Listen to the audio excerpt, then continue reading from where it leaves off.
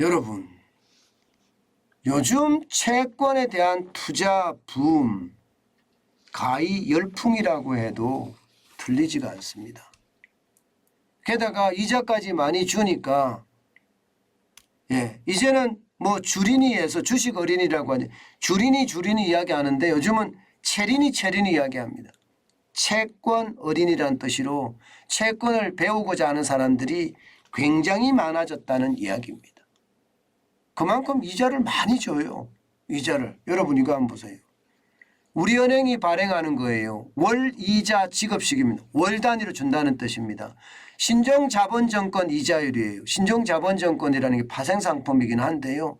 이게 이자율이 연 6%입니다. 연 6%. 야, 대단하죠. 연 6%면 1억이면 600만 원이라는 건가요? 600만 원. 1억이면 그러면 월 50만 원씩. 물론 세전입니다. 세전. 세금도 내야 되겠죠.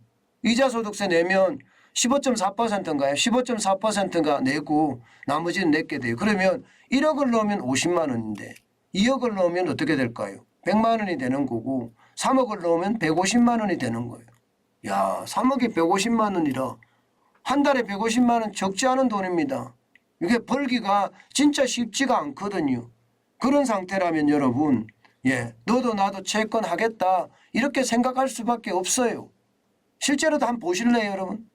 보세요. 채권으로 엄청나게 많은 사람들이 몰려들고 있잖아요. 2021년 1월까지만 하더라도 채권 투자, 개인이 투자하는 것은요 1718억밖에 안 됐습니다.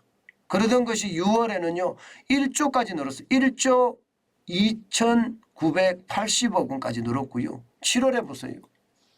놀랄 노자죠. 4조까지 늘었으니까요. 4조 2958억까지 늘었잖아요. 7월에. 야, 뭐 이렇게까지 늘까 싶을 정도로 채권 국민 열풍이라고 이야기해도 전혀 손색이 없다고 보입니다.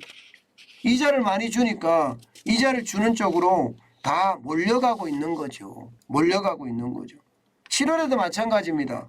7월에도 4조 7월에 이야기했죠. 8월도 마찬가지입니다. 8월도 3조 2463억 원이고요. 9월에도 3조 906억 원입니다.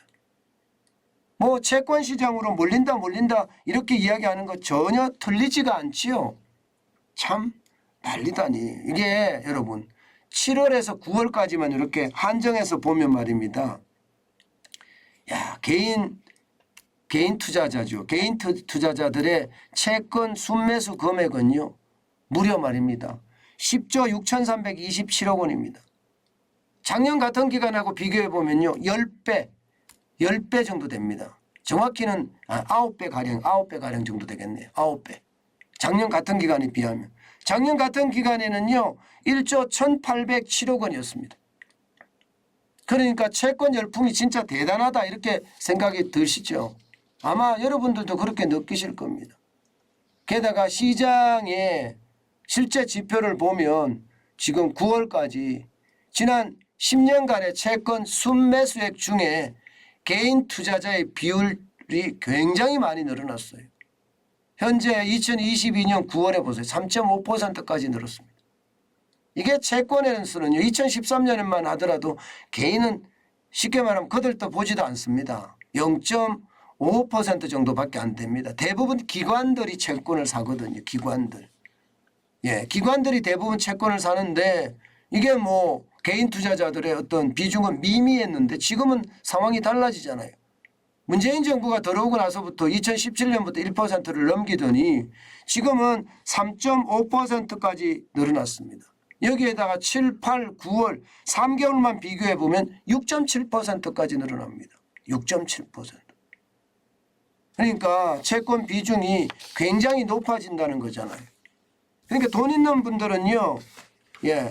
채권의 어떤 상황 이제는 월급식으로 준다고 하니까 그쪽으로 몰려가고 있는 것도 사실입니다.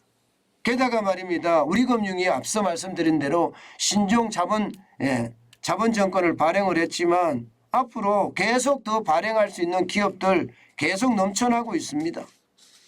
당장 말입니다. 신한은행만 하더라도 신한은행도요. 3천억 규모의 금리는 5.95%로 지금 발행을 하겠다 이렇게 이야기합니다. 이것도 마찬가지로 월 이자 지급식입니다. 저는 이게 뭐 기간이 좀 길어서 탈이에요. 요즘같이 금리가 계속 오르는 와중에 기간이 뭐 2년, 3년 채권이라는 게 그렇잖아요. 2년, 3년 기간이 길어서 조금 문제이기는 해요. 기간이 길어서. 그렇지만 이게 상황이 점점 좋아진다 그런 생각이 들어요.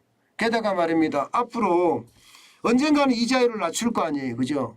언젠가는 이자율을 낮출 거예요. 그러면 이자 소득은 좀 줄어들 수도 있습니다. 채권이라는 게. 반면에 액면가는 높아집니다. 가격이 비싸죠. 액면가가. 할인율이 없어지고 더 비싸집니다. 그러면 이득을 두 가지로 다 취할 수 있는 그런 상태니까 너도 나도 채권 해보자 이렇게 되는 거죠.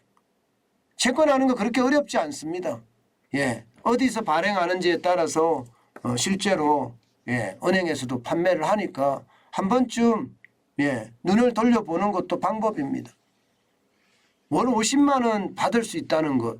물론 이제 점점 가면 갈수록 은행의 예금도 지금 예금 금리가 5% 넘어서 6%까지 가지 않겠느냐 그렇게 예상도 합니다.